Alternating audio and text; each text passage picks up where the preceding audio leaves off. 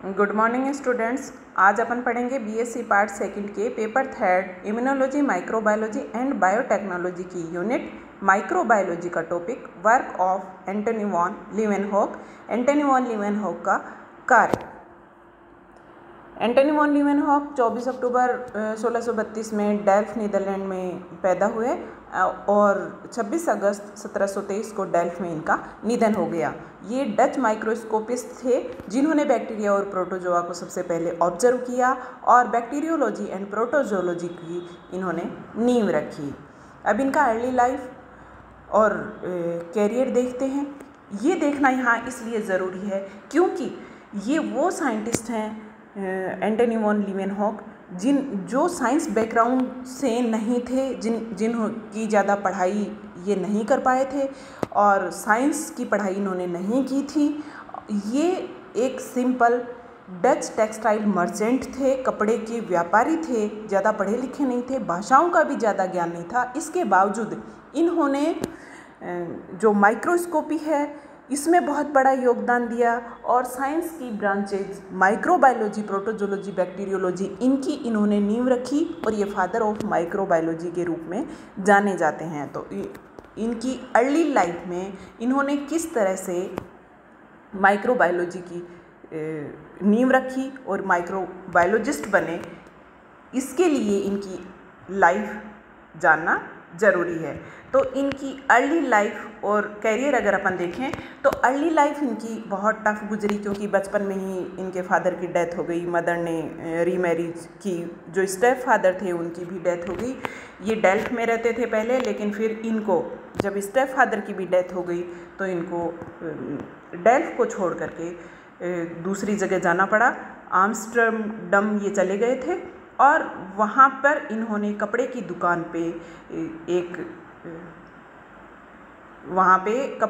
पे इन्होंने काम किया और उसके बाद कुछ टाइम बाद ही ये वापस अपने डेल्फ में लौट आए, डेल्फ सिटी में, और वहाँ पे इन्होंने अपने इनकम के सोर्स जो इनका कोई नहीं था, आम्स्टरडम में जो ये काम करते थे कपड़े की दुकान पे, वहाँ पे इन्होंने जो सीखा वही इन्होंने आके डेल्फ में अपना इस्टेब्लिश किया और वहाँ आकर के इन्होंने इस्टेब्लिशमेंट जो अपना इनकम का जरिया था वो एक कपड़े की दुकान से इन्होंने शुरू किया। साथ ही इन्होंने कपड़े की दुकान के साथ साथ इन्होंने किराना की दुकान भी की, लेकिन मेन इनका जो काम था वो कपड़े की दुकान इनकी थी और कपड़े के ये व्यापारी थे। और इन्होंने माइक्रोस्कोप की खोज कैसे की, ये बड़ा इंटरेस्टिंग किस्सा है। ये वहाँ पे उस टाइम डच में जो कपड़े के व्यापारी थे वो ग्लास पल यूज किया करते थे। ग्लास पल घिसे हुए गोलाकार कांच के टुकड़े होते थे, स्फेरिकल कांच के गोले होते थे, घिसे हुए कांच को घिस कर बनाए जाते थे, जिससे कपड़े के जो व्यापारी थे वो धागे की स्ट्रक्चर फाइन है, कितनी अच्छी है, उसकी क्वालिटी की जांच उनके द्वारा करते थे क्योंकि उनमें जो थ्रेड थे वो क्लियरली दिखाई देते थे।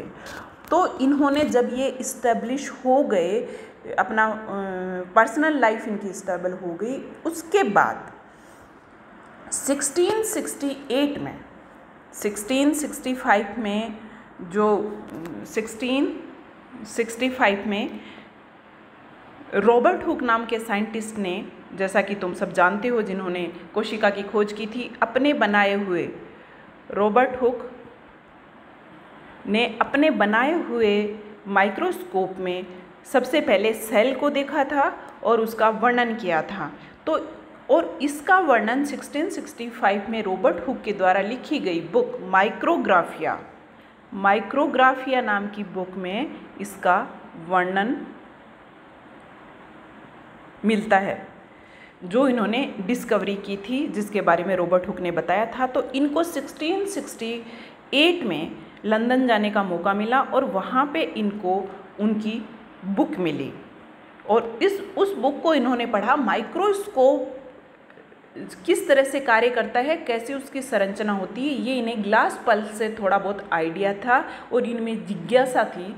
तो इन्होंने उसकी स्टडी करने के बाद अपना जो कार्य करने का क्षेत्र है, ये इन्होंने माइक्रोस्कोप्स बनाने में किया। माइक्रोस्कोप बनाना इन्होंने यहाँ से शुरू किया और जो छोटे से छोटे ऑब्जेक्ट थे उनको देखने की इनमें इच्छा थी। ये हर छोटी से छोटी चीज़ को देखना चाहते थे और इसके लिए इन्होंने माइक्रोस्कोप्स बनाए और उससे इनकी स्टडी करी। इन्होंने बहुत हाई क्वालिटी के लेंस बनाए और लगभग 500 इन्होंने माइक्रोस्कोप्स का निर्माण किया। और इन्होंने सबसे पहले जो स्मॉल ऑब्जेक्ट्स हैं उनको देखा। मेनली इन्होंने किसको देखा? इन्होंने बैक्टीरियाज को देखा और देखा ही नहीं, इन्होंने उसको देख करके उनका डायग्राम भी बनाया। जैसा कि तुम देख सकते हो, ये ऐसे थ्रेड छल्ले के जैसे और रोड लाइक और गुच्छों के रूप में स्फेरिकल फॉर्म में इस तरह से इन्होंने जो बैक्टीरियाज हैं उनको देखा और इनका डायग्राम भी बनाया। और इनको ये जो इन्होंने स्मॉल ऑब्जेक्ट्स देखे, ये देखे कहाँ पे? ये देखे इन्होंने जो स्टडी की थी ये पॉन्ड वाटर की थी, रिवर वाटर की थी। इन्होंने एनिमल्स की जो नाखून के अंदर फंसी हुई गंदगी होती है, दांत के ऊपर चिपकी हुई गंदगी होती है, इस तरह के चीज़ें लेकर के, मटेरियल लेकर के उसको अपने बनाए हुए माइक्रोस्कोप के नीचे इन्होंने देखा और उसमें इन्होंने देखा कि इन्हें छोटे छोटे लिविंग ऑर्गेनिज्म दिखाई दे रहे हैं, जो मूवमेंट हो रहा है उनमें।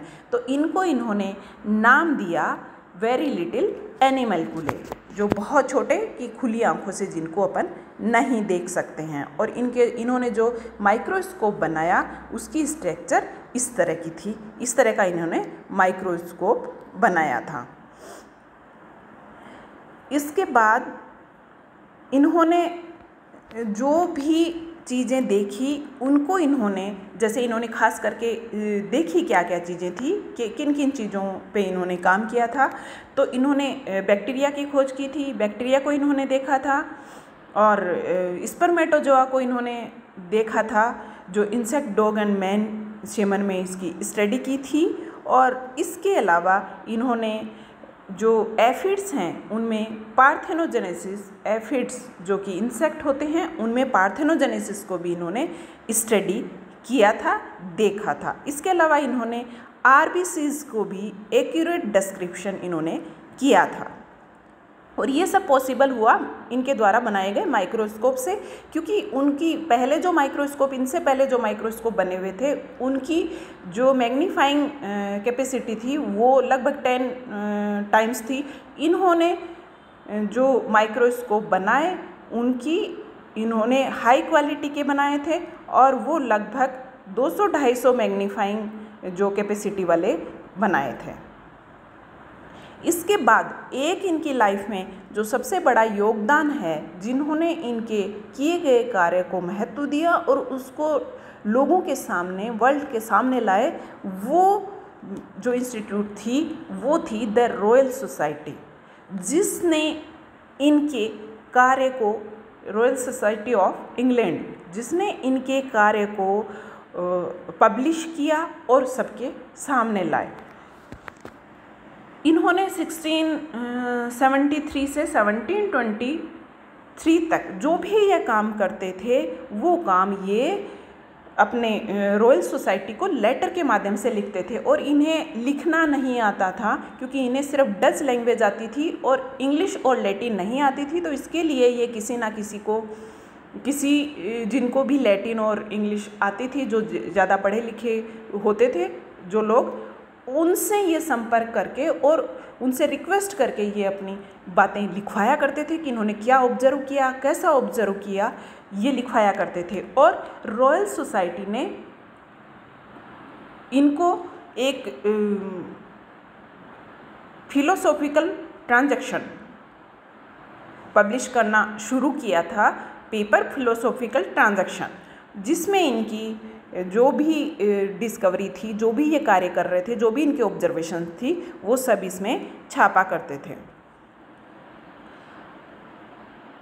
और इनकी जो डिस्कवरी हुई, इन्होंने जो स्मॉल बहुत सारे ऑब्जेक्ट्स देखे, जैसे कि मैं अभी अपन बात कर चुके हैं, आरबीसीज, स्पर्मेटोजोआ और बैक्टीरिया, प्रोटोजोआ, जैसे इन्होंने एक प्रोटोजोआ वोर्टिसेला प्रोटोजोआ है, इसमें भी इन्होंने कॉन्जुगेशन को देखा। और इसी तरह से इन्होंने बहुत सारे स्मॉल जो भी एनिमल्स थे उनकी स्टडी इन्होंने की थी। जैसे कुछ जो भी चीज़ें ख़राब हो जाती थी, पहले एक थ्योरी चल रही थी माइक्रोबायोलॉजी में कि जीवों का निर्माण कैसे हुआ है, ओरिजिन ऑफ लाइफ कैसे हुआ है, तो वो चल रही थी स्पॉन्टेनियस जनरेशन, स्वतः जनन का सिद्धांत।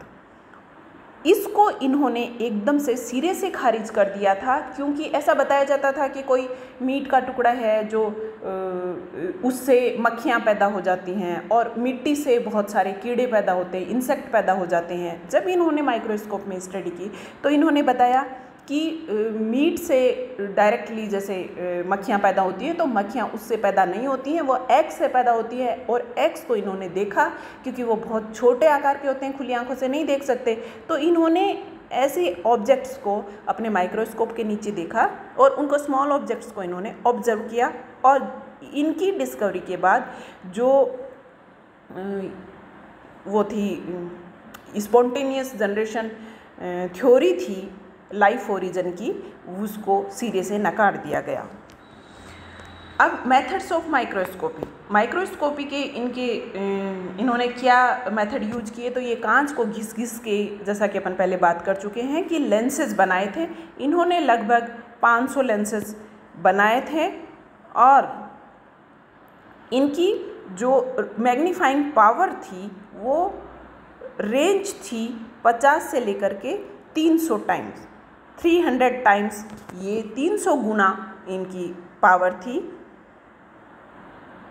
और अब इनका कंट्रीब्यूशन लिटरेचर में क्या है ये देखते हैं। इनकी डिस्कवरी की बात हो गई, तो इनका लीवेनहॉक का कंट्रीब्यूशन मेनली जो था वो था फिलोसॉफिकल ट्रांजैक्शन नाम का जो journal royal society of London के द्वारा, इंग्लैंड के द्वारा पब्लिश किया जाता था। उसके अंदर इन्होंने अपनी ऑब्जर्वेशंस को पब्लिश करने के लिए लेटर्स के माध्यम से भेजा था। वो लगभग 375 इनके पेपर्स फिलोसॉफिकल ट्रांजैक्शन में पब्लिश किए गए, लोगों के सामने लाए गए, व दुनिया को इनसे रूबरू करवाया गया। और memories of the Paris academy of science, इस जर्नल को इन्होंने 27 पेपर्स लेटर्स के माध्यम से भेजे थे, इतनी ऑब्जर्वेशंस भेजी थी। तो ये इनका मेन कंट्रीब्यूशन है। और इसके अलावा इनकी रॉयल सोसाइटी ऑफ लंदन ने इनका खुद का भी एक पेपर एक फॉर्मेट में छापा जिसका नाम था the secrets of nature by Antony van Leeuwenhoek. इनकी एक ख़ास बात थी कि ये अपनी जो भी ऑब्जर्व करते थे वो कैसे इन्होंने ऑब्जर्व किया, इन्होंने माइक्रोस्कोप बनाया तो वो कैसे बनाया, ये बातें किसी से शेयर नहीं करते थे। किसी को इन्होंने नहीं बताया कि माइक्रोस्कोप की स्ट्रक्चर इन्होंने कैसे बनाई।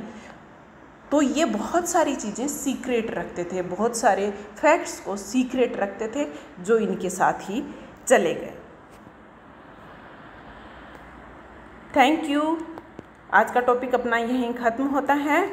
अपना ध्यान रखें, घर पर रहें, स्वस्थ रहें। Take care. Thank you.